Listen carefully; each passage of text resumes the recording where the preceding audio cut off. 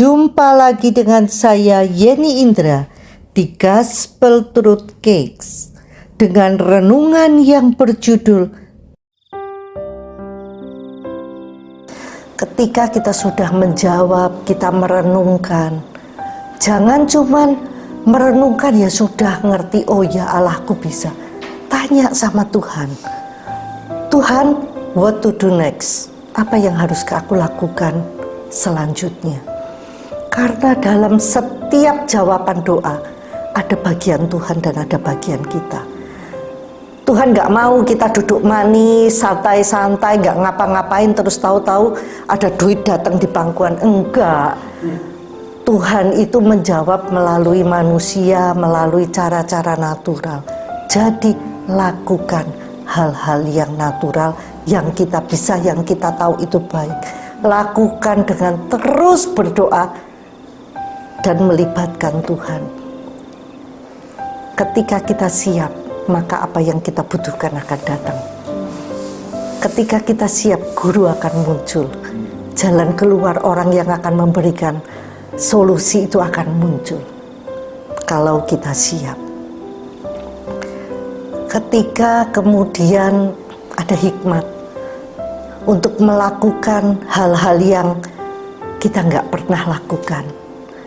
Jangan terus, waduh, gak pernah itu, takut itu. Banyak sekali saya melihat teman-teman yang menginginkan terobosan, kepingin naik level, tapi keluar dari kotanya aja susahnya minta ampun. Kecuali kalau memang disuruh Tuhan seperti itu. Tapi maksudnya ketika Tuhan bukakan kesempatan yang lebih besar, mengapa kita harus balik ke tempat yang lama? Abraham juga gak pernah kepinginan balik lagi ke tempat asalnya. Karena kemana Tuhan arahkan, percayalah di situ kita bisa menaklukkan situasi di situ dan kita siap menang. Karena Tuhan menyertai kita. Kadang-kala kita mau maju, kita mau sukses, kita mau berkembang, tapi kita gak berani melangkah, ya gak bisa. Ada harga yang harus dibayar ketika kita menginginkan sesuatu yang lebih besar. Pasti tuntutannya juga lebih besar, effortnya juga mesti lebih besar, semuanya juga lebih besar, lebih berat.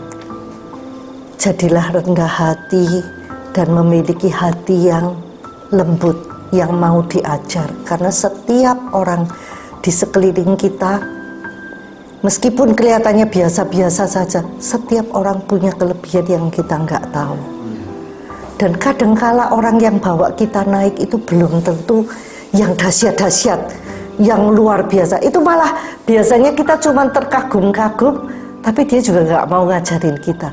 Seringkali clue-cluenya itu datang dari orang-orang biasa di sekeliling kita, tapi dia tahu sesuatu yang kita nggak tahu.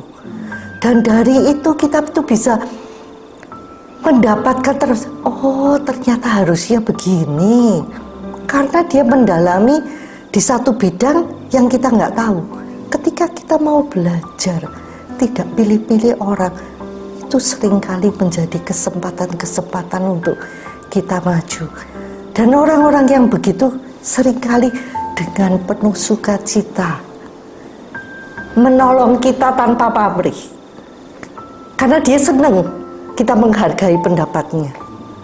Dan itu seringkali malaikat-malaikat yang dikirim Tuhan untuk membawa kita naik.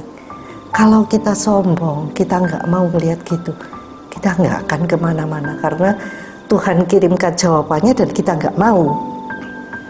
Ketika kita memperkatakan firman yang sedang kita renungkan, perkatakan lagi, perkatakan, itu kita sedang mengukir firman itu di dalam hati kita, sehingga firman itu akan menjadi hidup. Ketika kita nggak kepikir kita butuh sesuatu, Roh Kudus mengingatkan akan firman itu. Kalau kita nggak punya firman yang kita simpan di dalam hati, terus ibaratnya kita itu nggak ngerti bahasanya Tuhan. Roh Kudus mau mengingatkan kita ya kesulitan. Ibarat kita saya nggak ngerti bahasa Mandarin, Roh Kudus ngomong bahasa Mandarin, saya kan nggak ngerti. Firman itu bahasanya Tuhan dengan kita. Ketika semakin banyak koleksi firman, stok firman di dalam hati kita, lebih mudah kita berkomunikasi dan lebih mudah Roh Kudus itu mengarahkan kita. Firman itu perlengkapan senjata Allah. Itu yang membuat kita mampu untuk menghadapi si musuh. Sesuai dengan Efesus 6. Ketika kita siap, sewaktu-waktu kesempatan lewat, dengan mudah kita meraihnya. Sukses itu ketika kesempatan bertemu dengan persiapan.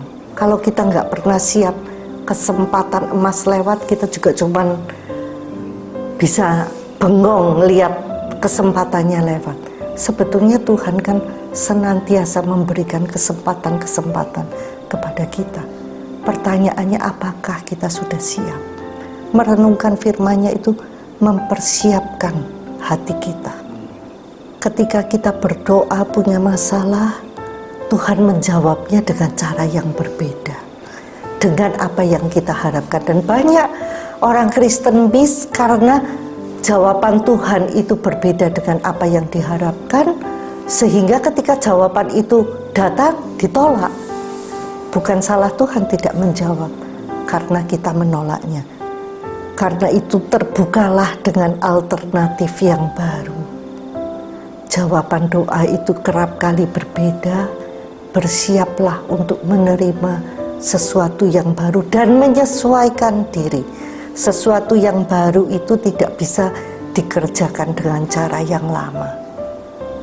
Ya, kita harus mau sabar menanti, karena